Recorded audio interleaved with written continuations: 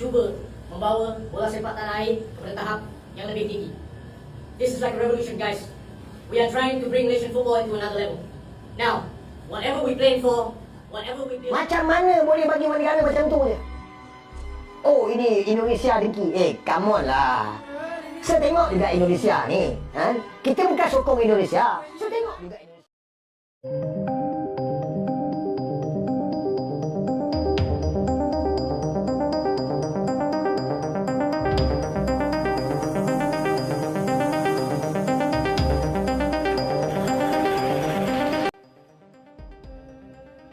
FIFA berpotensi akan memberikan hukuman lebih berat lagi ke Asosiasi Sepak Bola Malaysia (FAM).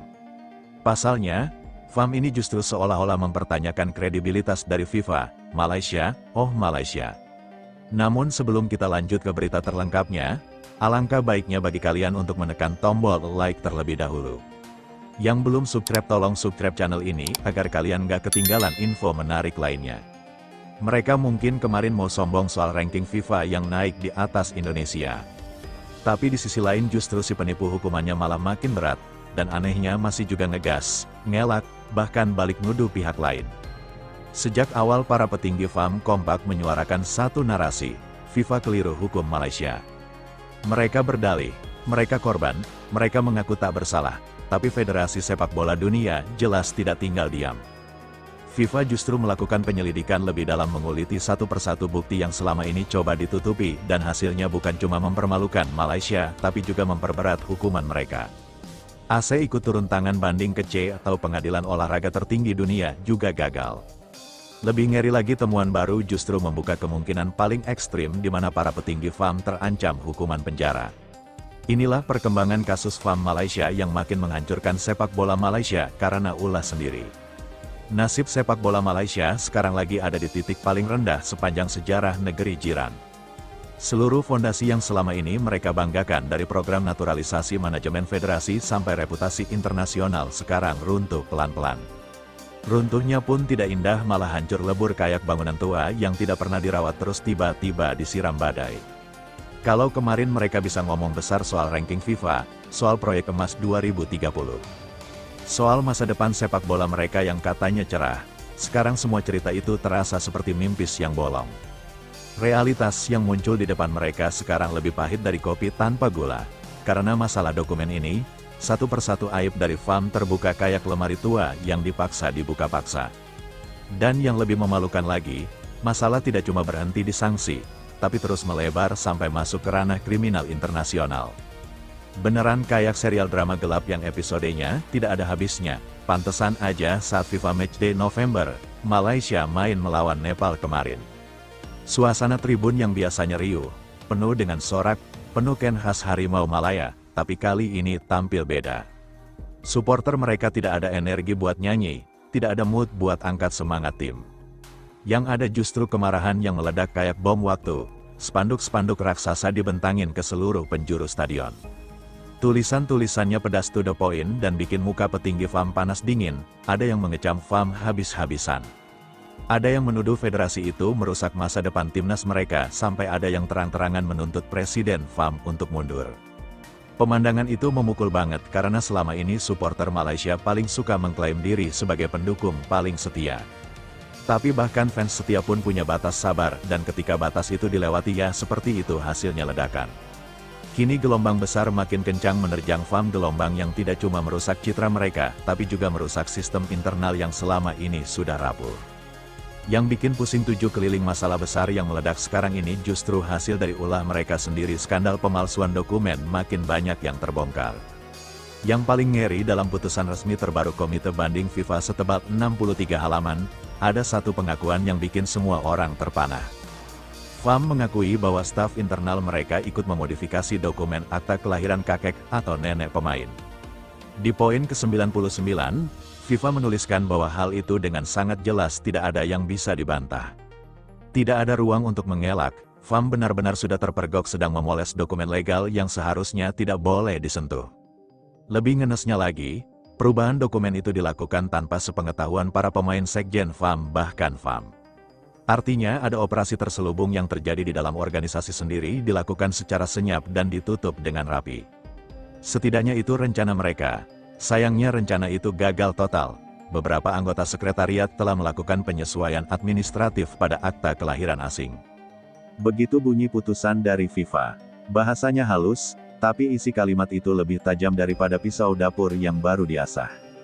Itu sudah cukup untuk membuat dunia sepak bola tercengang. Karena kalau sekretariat bisa melakukan hal seperti ini, apalagi yang mereka bisa lakukan tanpa diketahui pimpinan. Sekjen FAM sendiri, Datuk Nur Azman Rahman memberikan kesaksian yang makin memperkuat bukti. Ia mengakui bahwa dokumen yang diserahkan agen pemain itu dimodifikasi lagi oleh internal FAM. Modifikasi yang dilakukan dengan alasan tekanan waktu, alasan proyeksi naturalisasi, alasan administrasi, pokoknya semua alasan yang intinya tidak kuat. Tapi yang bikin semua semakin runyam, Nur Azman yang diskors justru kedapatan hadir di acara resmi FIFA bersama Gianni Infantino. Keberadaannya memunculkan tanda tanya besar. Apakah ini bentuk pembangkangan atau ada kekacauan lain di tubuh FAM? FIFA makin geram. Karena kekacauan yang makin besar, Komite Banding FIFA tidak tinggal diam. Mereka memerintahkan investigasi lanjutan dengan cakupan yang lebih dalam. Di poin 301 tercatat jelas sekretariat diperintahkan meluncurkan investigasi formal terhadap operasional internal FAM. Artinya, FAM sekarang tidak cuma berurusan dengan kasus pemain naturalisasi saja, tapi seluruh sistem operasional federasi akan dibedah. Mau itu staf, proses administrasi, komunikasi dengan agen sampai alur dokumen, semua akan diperiksa, dan itu baru awal. FIFA kemudian mengambil langkah ekstrim dengan melaporkan pelanggaran pidana pemalsuan dokumen ini ke otoritas hukum di 5 negara sekaligus mulai dari kepolisian Malaysia, Brazil, Argentina, Belanda, dan Spanyol. Bayangin betapa seriusnya pelanggaran ini sampai dibawa ke level internasional, ini bukan perkara ringan. Ini bukan sekedar sanksi administrasi, ini sudah menyentuh kriminal lintas negara. Alhasil, FIFA umumkan 3 nama yang jadi biang kerok skandal dokumen palsu pemain naturalisasi Malaysia. Mengutip laporan dari Nusrat Times, ketiga nama yang tertulis dalam laporan investigasi FIFA setebal 63 halaman adalah Nicola Pupo, Frederico Moraes, dan Dato Nur Azman Rahman.